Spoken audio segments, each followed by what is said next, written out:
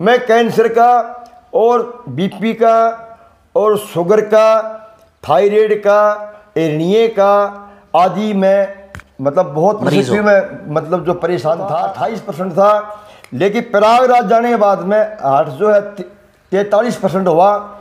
और प्रयागराज जाने पर मेरी बीमारियां सब नष्ट हो गई। अब मैं दवाई बंद कर दी हैं और मैं दरबार से यही प्रार्थना करके गया था, ये प्रभु मैं अपने प्राण छोड़ने के लिए जा रहा हूँ, कृपा मुझे वहीं रख लेना। मैं बाद में मरने के बाद में हार्ट गिर कहेंगे मैं प्रयागराज में अपने प्राण देना चाहता हूँ, लेकिन मेरे प्राण वहाँ नहीं गए। मेरी बीमारी ठीक हो गई, मुझे स्वस्थ बना दिया। मतलब आप तो यही सोच के गए थे भाई देखो उम्र तो बीत ली, इतनी बीमारियों से ग्रस्त हो सके परमात्मा वहीं पर आपकी जान ले ले, लेकिन आपको परमात्मा ने स्वस्थ कर दिया। स्वस्थ कर दिया, मतलब जान लेने बजाय मुझे बहुत ज़्यादा। आज मैं कोई टेस्ट नहीं, कोई दवाई नहीं, बिल्कुल स्वस्थ हूँ। ये प्रयागराज का और श्री श्याम बाबा की कृपा का मैं कितना गुणगान करूँ, क्या करूँ मैं, ये मेरे मुख से मैं बोला भाई तेरे सारे संकट कट जाएंगे, तू प्रयागराज में जा ले और जाके सच्ची गंगा के माँ तू अपने मन से गोता ला ले। ये पंक्तियाँ ठीक बैठती। भाई प्रयागराज की बात करें, प्रयागराज का अब महाकुंभ, इतना विशाल महाकुंभ था, वहाँ पर मेला था, लेकिन लोगों में एक चर्चा थी भाई प्रयागराज में जाने से क्या वास्तव में संकट कटते हैं, क्या वास्तव में शारीरिक कष्ट दूर होते हैं। उनका जीता जागता उदाहरण आज हमारे सामने मौजूद है। बलवीर शर्मा जी शास्त्री जी शिवानी से हैं। ये आपने आप बीती बताएंगे भी किस प्रकार से वहाँ पर जाने से संकट, इतना खुद का शरीर का संकट कटे है, पूरी जानकारी देंगे। भाई लोग कहते हैं भाई वहाँ का पानी दूषित है, गंदा है, ऐसे में स्नान नहीं करना चाहिए, वो स्नान करने से कितना क्या फायदा होता है, तो पूरी जानकारी देने के लिए बलवीर शर्मा जी हमारे साथ मौजूद है। दादाजी जय श्री श्याम। जय श्री श्याम, जय श्री श्याम। दादाजी अपना पूरा नाम पता एड्रेस एक बार आप प्लीज बताएं। देखो जी, मैं गांव गंगाले से हूँ और डिस्ट्रिक्ट भिवानी, और मेरे स्वर्गीय पिताजी बनवारी लाल जी शर्मा, उनसे मैं पैदा हुआ। तो मेरे पिताजी बहुत ही सज्जन थे, बहुत ज्ञानी थे, और उनका प्रचार पूरे ग्वांड के अंदर चल रहा है, तो उनमें सज्जनता थी। तो उन्होंने मेरे को जो ना इस पंथ में डाला था। तो मेरे पिताजी ने ये कहा था कि बेटे मैं पहले खोई पाई चीज़ बताता था, लेकिन गीता भारतीय एक टीम ने मेरे पर प्रतिबंध लगाया था, बोले गुरुजी आप जो है इन बातों को ना बताइए, ये प्रशासन से खिलाफ है। तो उसके बाद मैंने बंद कर दिया। अच्छा जी। तो आज ये मैं को खोई पाई चीज़ों के विषय में नहीं बताता हूँ, सिर्फ जो है भगवान के चरणों में कहता हूँ भी तेरे आस्था रखे और तेरा कार्य होगा।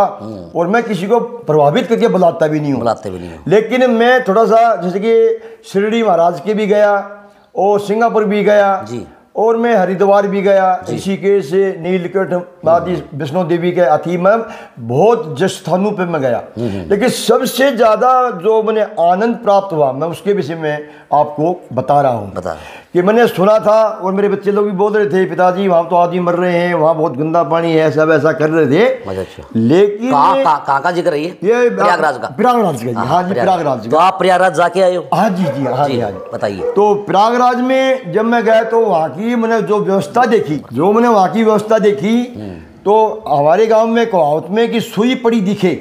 अच्छा। वहाँ सुई पड़ी भी दिख रही थी। अच्छा, इतना साफ जल था? साफ जल भी था और वहाँ का रहन सहन भी साफ था जी। कोई अगर खाना नहीं खाए अपने पैसों से खाए तो अलग बात है, ये खाने का प्रबंध था और सोने के लिए पंडाल थी, बहुत अच्छी व्यवस्था। कहते हैं दादाजी भाई सरकार ने इतनी उत्तम व्यवस्था कर रखी थी भाई, किसी प्रकार की कोई वहाँ पर ऐसी समस्या नहीं थी? कोई समस्या नहीं। सरकार ने जो प्रशासन ने जो इतनी व्यवस्था करा की थी उसकी मेरे मुख से मैं बड़ाई भी नहीं कर सकता और मैं उसकी गिरना तुलना भी नहीं कर सकता जी जी। वहाँ का पानी इतना सुंदर पवित्र था, मैंने दो धोबे भर भर के जो है पिए, मैंने बड़ा अच्छा हुआ।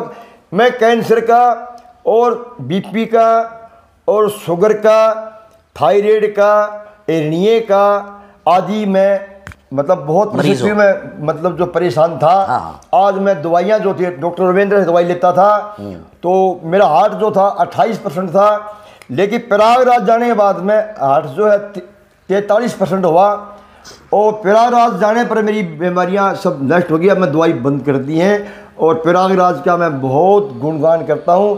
प्रशासन को मैं बहुत बहुत धन्यवाद देता हूँ कि इतनी सुंदरता की से आपने जो व्यवस्था करी उसका मैं गुणगान मेरे उसमें करूँ तो भी कम रह जाता है। तो दादाजी प्रयागराज का जो महाकुंभ था, हाँ जी, विश्व का शायद सबसे बड़ा महाकुंभ था ये। हाँ, लेकिन कई लोगों की ऐसी धारणा है भाई ये सब पाखंड है, ये सब ढोंग है, वहाँ जाने से कुछ नहीं होता, प्रयागराज में स्नान करने से कुछ नहीं होता, ये मतलब समय की बर्बादी है। तो उन लोगों को क्या कहना चाहोगे आप? उन लोगों में जी ये कहना चाहूँगा कि ठीक है उन अपना विचारों को ऐसे मतलब किसी का धार्मिक विचार के ऊपर आप जो ठेस पहुँचा रहे हो उसके आप आपके भागी हो। करीब ऐसा नहीं करें, क्योंकि हकीकत कहें सच्चाई हो तो कोई दिक्कत नहीं है, लेकिन वहाँ का इतना बढ़िया सुंदर हिसाबदार था प्रयागराज का कि मैं सोचूं तो मैं समझ को नहीं पाया। इतनी सुंदर लाइटें और पूरी ज़मीन पर चद्दरें बिछा रखी थी और पूरा जल था, बड़ा पवित्र सुंदर था।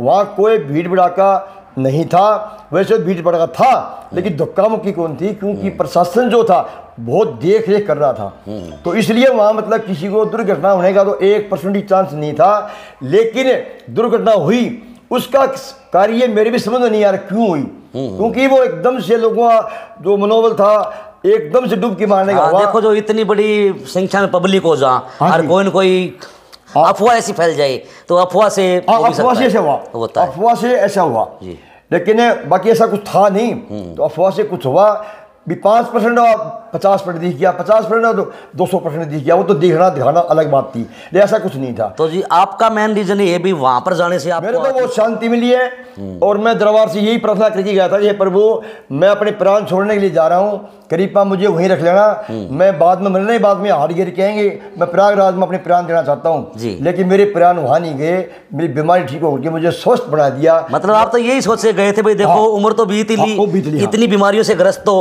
हो सके परमात्मा वहीं पर आपकी जान ले लेकिन आपको परमात्मा ने स्वस्थ कर दिया। स्वस्थ कर दिया, मतलब जान लेने बजाय मुझे बहुत ज्यादा हिम्मत दे दी कि मैं 12-13 हज़ार की दवाइयाँ खाता था और उसमें बीच में 2-3 दिन टाइम भी काटना पड़ता था, टेस्ट करवाने पड़ते थे, लेकिन आज मैं कोई टेस्ट नहीं कोई दवाई नहीं, बिल्कुल स्वस्थ हूँ। ये प्रयागराज का और श्री श्याम बाबा की कृपा का मैं कितना गुणगान करूँ क्या करूँ, मैं ये मेरे मुख से मैं नहीं कर सकता, लेकिन बहुत अच्छा हुआ। ऐसे ही तो मैंने अयोध्या में देखा, ऐसा हमने चित्रकूट में देखा, जहाँ जाकर वृंदावन में ऐसा देखा, मतलब सब जगह अच्छा लगा और मेरे साथ जाने वालों को अच्छा लगा, हम सब खुश हैं। और प्रशासन को मैं हाथ जोड़ के प्रार्थना करता हूँ कि आपने जो किया उसके लिए मैं आप बहुत गदगद होकर के आपको आशीर्वाद और प्लस कि ऐसे करने वालों का भगवान खूब कल्याण करे। तो दादाजी इतना समय देने के लिए आपका बहुत बहुत धन्यवाद। धन्यवाद। तो भाई ये थे हमारे साथ बलवीर जी शर्मा,